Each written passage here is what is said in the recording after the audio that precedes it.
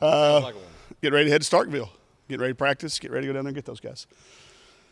Just got to ask, flat start on Sunday. You think? Yeah, just a bit. I mean, with so much on the line, I mean, can you? Well, address I'll that a give you. little Yeah, bit? sure. I don't know how much camera y'all got or how much airtime you want to talk about it, but every year we're going to fall victim to a game like that where me making sure that we're very self-aware and we know right where we are at all times, we're going to cost ourselves a game.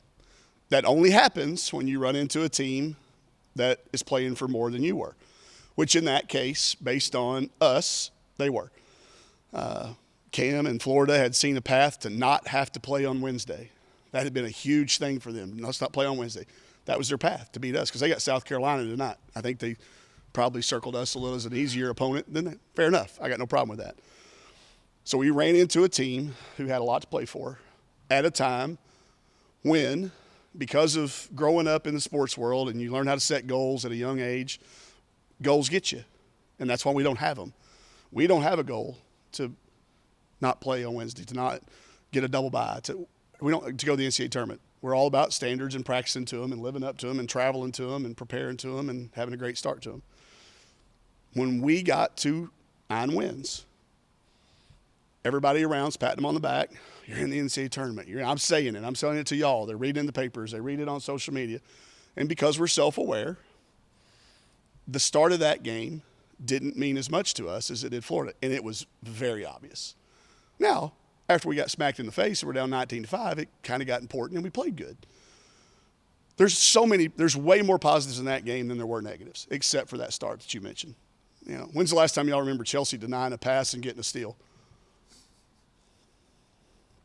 She did it twice.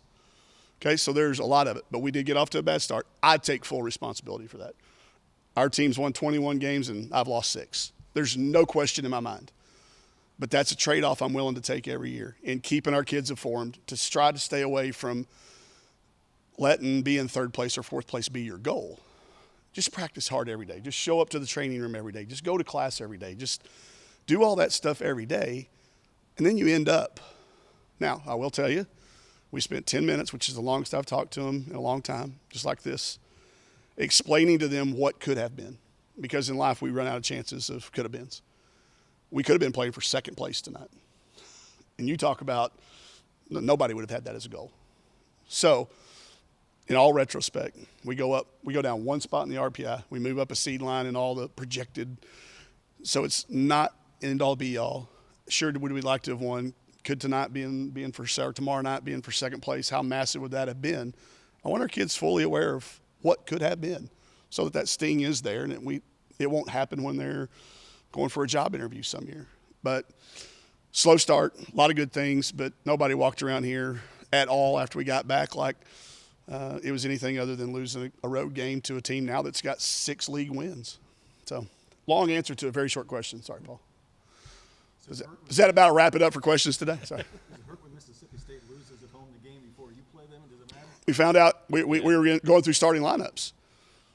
We had it over there. Mario's got it up on his deal. We're all watching, and my GAs are going, ah! We're like, what? And they're like, well, Alabama just won at the buzzer.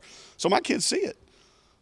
So, yeah, I mean, that hurts. But that's what it should do, because that should have got us fired up. No matter what the preparation was up until the point, that should have been hey, let's go. But instead, it was really, really flat. And it all goes back to how Florida played. If Florida would have come out flat too, blah, blah, blah, we could have survived. But they didn't. It was senior day. I am regretting the decision to move. It was supposed to be a Monday game. Okay, that was supposed to be a Monday TV game. I'm friends with Cam. He's never had a home game in 4 years for his seniors on a Sunday. He said, can we move it? We moved it. They probably wouldn't have as good a crowd on Monday. So, again, I've cost us 6 games, full responsibility. The kids played their guts out for 32 and a half minutes, but that's not good enough in the SEC. 2 seeds off the table, but there still is that opportunity for that double bye. No question. 2 seeds gone, that pathway's gone, but there's still tons and tons to play for. And I've said to the team, just like I'll say to y'all, everything we do now is playing for seeding of one shape or form. SEC seeding, NCAA seeding. So relax. We're going to get to see our name. We're all those things. But now improve those things. But those aren't goals. play to the standards that y'all set. And if you do all those things, then those pass may happen. You've ended some streaks this year, another opportunity tomorrow night to Yeah. maybe end that streak. But I wish they weren't coming off a loss. I really wish they weren't, because I know Vic well enough to know what those workouts looked like down there and how they've regrouped. Chance to end a streak. It's maybe the hardest one of the ones you're talking about. That's a really tough place. I'm sure they'll have a lot of cowbells and a lot of people cheering against us. So, but we've had chances and we've made the most of several of them. We'll see if we can get another one.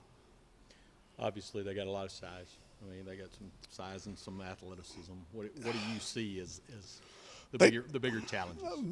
It's all lumped together. They've got obviously everything you look for in a team, and we're still using part of what they do as a blueprint. There's no question about it. And talking about, they went to the NCAA tournament in their third year there, so we're trying to draw all those parallels. Take a look around, look at all these things. They don't play as much size together as they used to, so there's not as much overall team size. Jessica Carter's having a great year. Rakia Jackson, a phenomenal freshman year, but pretty much everybody saw that coming after you saw the kid play for USA basketball. They've got a pro in Jordan Danbury. She should be playing pro basketball somewhere right now, making money doing it. But instead, we're going to have to place her again for. They've got freshmen. They've got a good balance. So it's the balance that scares me. If it was just one thing, maybe you could find a way to overcome that. But once you've solved that problem, then you're just walking into another problem. So it's kind of like one of those nets. You just keep fighting over. The harder you fight, what were those things called we used to put our fingers in? The little Chinese, is that what those are called? The finger traps? Yeah. The harder you try to pull yourself out. So I think that's kind of what you get with those guys. The more you work on trying to beat their pressure, now they're blocking shots. The more you try not to get a shot blocked, they're turning you over. So we'll have to play the best that we've played in a long time to end the streak that Jason's talking about. But, it's what we should be doing this time of year.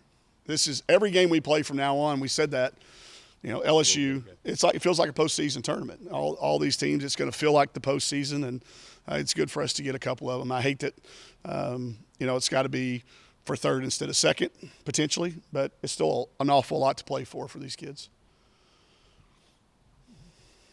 All right.